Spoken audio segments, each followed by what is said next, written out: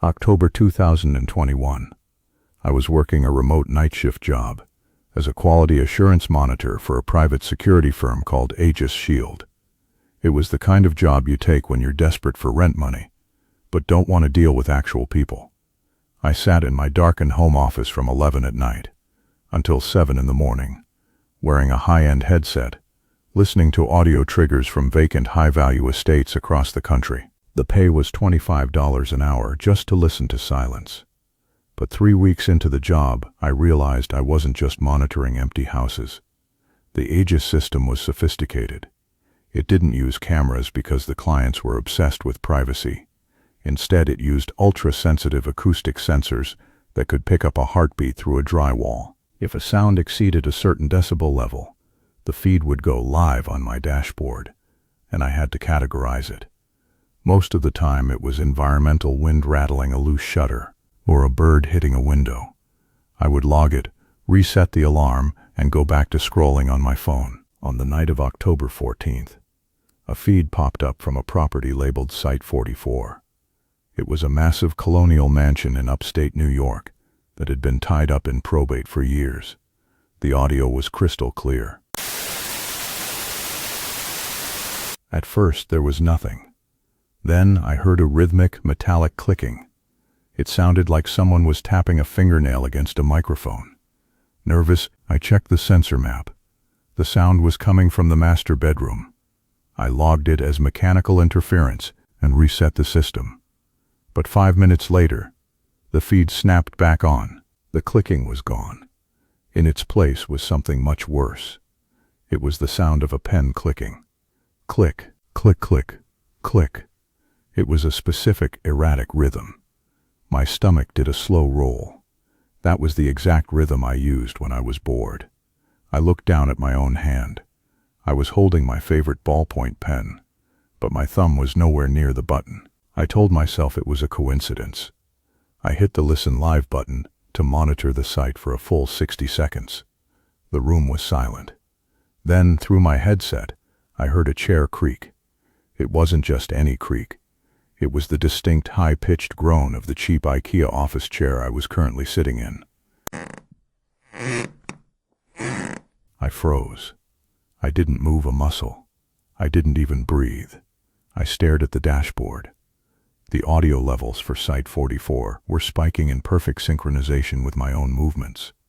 When I shifted my weight, the headset echoed the sound back to me, with a half-second delay.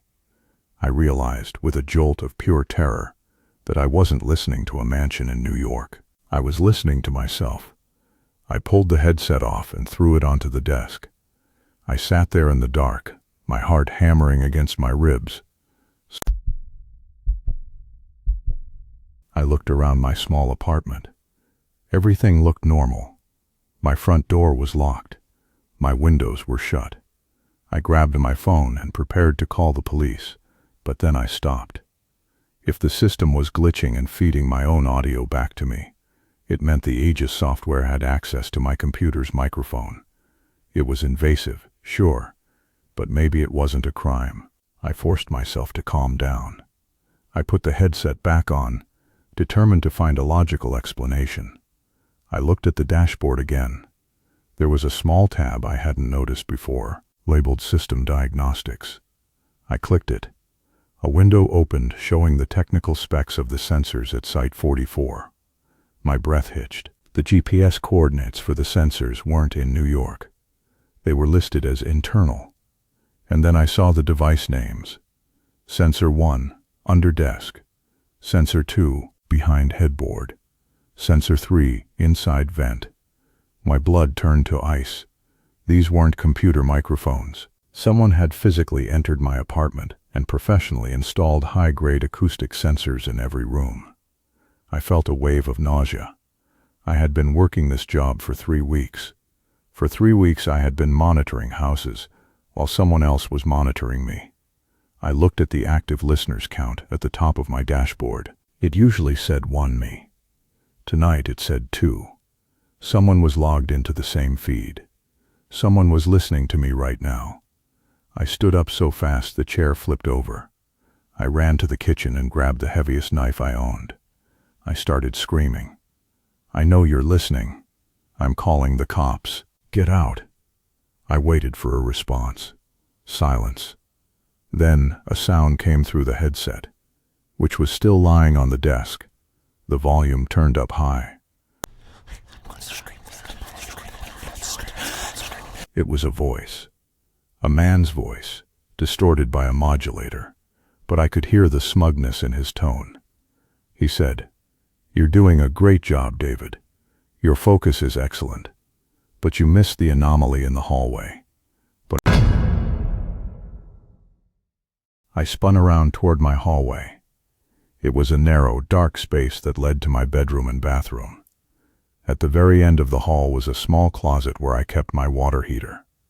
The door to that closet, which I always kept shut because the heater was noisy, was standing wide open. I didn't think. I didn't grab my keys. I just bolted for the front door. I yanked the handle, but it wouldn't budge. It was a standard deadbolt, but it felt like it was welded shut. I looked down and saw that a small electronic device had been screwed into the door frame, a remote-controlled jammer. I was trapped. I turned back toward the hallway, holding the knife out with trembling hands. From the darkness of the water heater closet, I heard a sound. It wasn't a scream or a threat. It was the sound of a pen clicking. Click, click, click, click. A man stepped out. He was wearing the exact same Aegis Shield uniform I wore. He was holding a tablet in one hand and a ballpoint pen in the other. He wasn't wearing a mask. He looked like a normal, middle-aged guy. He looked at me with an expression of mild disappointment. "The experiment requires you to stay in the seat, David," he said calmly. "We're testing the limits of acoustic-induced paranoia. You were supposed to last until 7. Scared, I lunged at him, not to kill him, but just to get past him toward the window in the bedroom. He didn't even flinch. He tapped something on his tablet. A high-pitched frequency exploded through the apartment. It was so loud, so sharp, that I dropped the knife and clutched my ears, falling to my knees. My vision went blurry. I felt my nose start to bleed. It was an acoustic weapon. "Data collection complete," the man said. His voice was barely audible over the screeching. He walked past me as I writhed on the floor, calmly unscrewed the jammer from the door, and walked out.